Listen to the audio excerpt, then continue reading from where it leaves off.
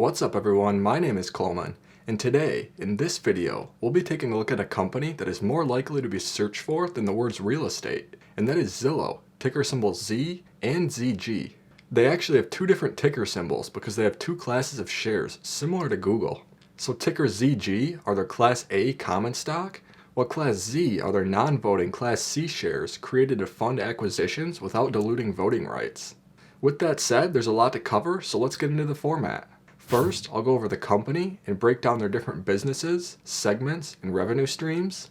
Next, I'll go over a couple of the bullish arguments with Zillow and why people like the company. And finally, we'll take a look at some of the bearish arguments with this company.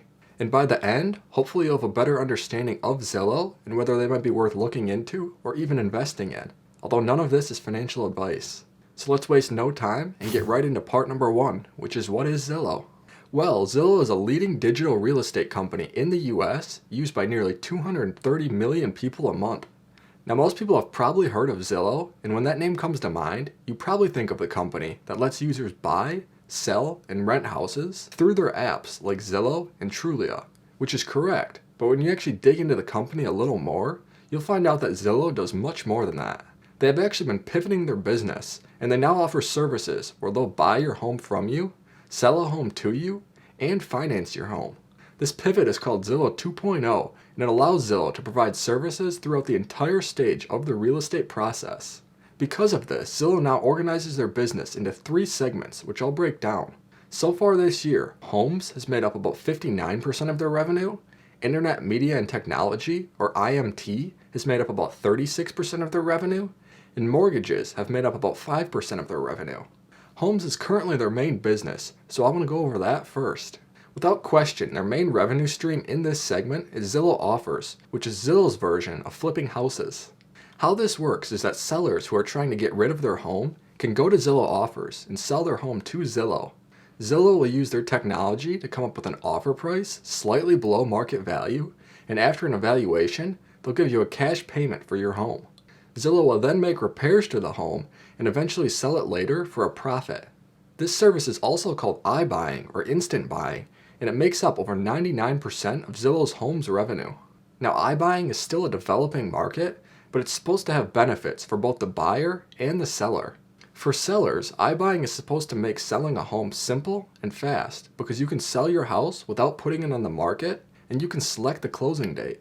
Plus, you also get a guaranteed purchase price and don't have to worry about the deal falling through because the buyer can't get financing. In exchange for this convenience, companies like Zillow are able to buy homes slightly below market value, which should allow them to make a profit on each home. Note that typically the homes Zillow buys are already in good condition and only need work such as landscaping, paint, and flooring. Now a unique part about this business is that Zillow can basically turn it off and on depending on the market conditions. So when there isn't a lot of home demand, they can slow down their buying, and when the demand is hot, they can increase their buying. We've actually recently seen them do this, and in early 2020, the company paused their buying when there was a lot of uncertainty before resuming it in mid-2020 when the market picked back up. Keep in mind though that this off and on approach can impact revenue growth, which is why it might be inconsistent depending on market conditions. Now in addition to this business, their home segment also generates a tiny bit of revenue from title and escrow services. That said, this is a relatively small part of their business, and so far this year, it's only generated about 0.5% of this segment's revenue, so this is a pretty insignificant business right now. Next up, we have their highly profitable Internet Media and Technology, or IMT business segment. For those of you familiar with Zillow, you would know that this is their legacy business, which is focused on advertising for anyone from agents and landlords to home builders. The main part of this business is their Premier Agent offering, which is responsible for 74% of their IMT revenue. Premier Agent is basically an advertising service that connects real estate agents to active home buyers. The real estate agent pays for this service, and as a result, Zillow will give these agents branding and exposure across their site. For example, Premier Agents can get their name next to listings in their area, and buyers who are either looking for an agent or looking to tour a property will be connected to Premier Agents. So this service helps bring in more buyers for agents who are looking to grow their business. Additionally, as part of Zillow's IMT business, they offer advertising services for other types of properties, such as rentals and new construction. With this, landlords and property managers can pay Zillow to display their rentals in preferred locations within the platform, while home builders can pay to promote new construction. In total, these additional services make up about 26% of Zillow's IMT revenue. Finally, we have Zillow's mortgage business. This segment is pretty straightforward, and it basically generates money by providing home loans for buyers who want to purchase a property through Zillow's platform. They also make money with this platform by advertising mortgage lenders and professionals on their platform. Overall, out of these three business segments, IMT is currently their only profitable business segment when looking at net income, and right now it basically subsidizes the other two business segments, which are big-time money losers. That said, the hope is that all three segments will eventually become profitable for Zillow. So what are some of the bullish points with Zillow? Well, there are two that I want to go over, although I'm sure there are more I could cover. For starters, one of, if not the main reason people are excited about this company is their growth, particularly with their Zillow Offers business, which I'll focus on in a second. Since 2008, Zillow has grown their revenue by over 20% every year. That growth is expected to continue as they're projected to grow by 97% this year and 50% next year. What's nice is that every segment of their business is growing too, as their homes revenue has grown by 21% so far this year, IMT has grown by 51%, and mortgages have grown by 111%. I do want to mention though that these year-over-year numbers are compared to the beginning of 2020, which is a weird time for the housing market, so keep that in mind. That said, the area that most people seem to be bullish on with Zillow is their Zillow Offers business, which is where they buy and sell homes. Although Offers already makes up 59% of Zillow's revenue, management thinks that this business is still in the early stages, and they expect it to be a big driver of their growth and profitability moving forward. In fact, just last quarter, they bought a record 3,800 homes and sold nearly 2,100 homes for a record $777 million, while next quarter, Zillow Offers is projected to generate between $1.4 and $1.5 billion in revenue, which would be double their record offers revenue from last quarter. Additionally, in their most recent conference call, management said that they're on track to purchase 5,000 homes per month and generate an annualized revenue of $20 billion within 3 to 5 years. So according to management, they're on track to take this part of their business from $1.7 billion to $20 billion within a few years. Also, Zillow Offers is currently only available in 25 markets around the US, so there is a lot of room for Zillow to expand this offering. What helps make this possible is that this business's unit economics are trending in the right direction.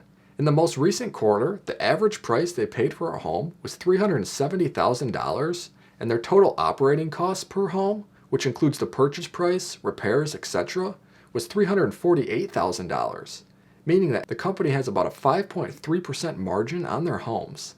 Now, although this business is not quite profitable yet because they do have to pay other costs like sales and marketing, it is trending in the right direction, which is good. Do keep in mind though, that even though margins are improving, Zillow Offers is a much lower margins business than their IMT business, which is why as Offers is continuing to get built out, Zillow's gross margins have fallen from about 90% to 47%, and they're expected to continue to fall and hit 28% this year. That said, many people believe Zillow Offers is a business with a lot of things going for it, and going forward, it's supposed to help drive the company's revenue growth and eventually their profit growth. Now, the second reason many people are bullish on this company is because of their management, particularly their two co-founders, who are CEO and chairman. Zillow is led by Rich Barton, who is their CEO and co-founder. He has a very impressive background, and in 1994, he founded Expedia. In 2005, he founded Zillow, and in 2007, he founded Glassdoor. He's also sat on the board of directors at Netflix since 2002, which was before their IPO, so he has a very strong background. What people also like is that Barton currently holds over 10% of Zillow's stock, according to their most recent Form 4, so he has skin in the game. To add to that, he also has over 30% voting power of the company's stock. Now, another important member of Zillow's management team is Lloyd Frink, who's Zillow's executive chairman and co-founder. He's been at the company since 2005 when they were founded, and like Barton, he also has a lot of skin in the game, and he holds over 5% of the company's Class A shares and 2.3% of their Class C shares. Additionally, he holds 19.9% voting power of the company's stock. So between Barton and Frank, they hold 51% of the company's voting power, meaning that they control a lot of the big decisions made at the company. Given that these two are the co-founders of Zillow and still own a lot of the company's stock, this really has many people liking the company's management. But now I want to go over 3 of the bearish points with Zillow that could be worth paying attention to. One of the main bearish points with this company is their Zillow Offers business. And although this is actually one of the main bullish points, it's also one of the main bearish points. Given how much money Zillow is going to continue to invest into offers, it's likely that a successful investment in Zillow over the next few years will be dictated by the success of Zillow Offers and whether this business can continue to grow and become profitable. Even though Offers seems to be trending in the right direction, this business is still in the very early stages, and there is risk that it doesn't work out. Keep in mind, many people consider this to be a flawed business model, given the fact that most iBuying companies are still losing money. Plus, given Zillow Offers razor-thin margins, there is concern about this business's ability to ever generate any meaningful profits for the company, even if it does become profitable. The second concern people have with Zillow is dilution. Since 2016, their shares outstanding have increased from 180 million to 253 million.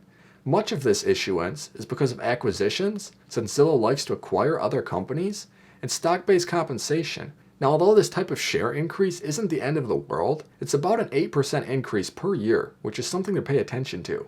I would particularly keep an eye on this because there is a chance they may need to raise more money for their Zillow Offers business.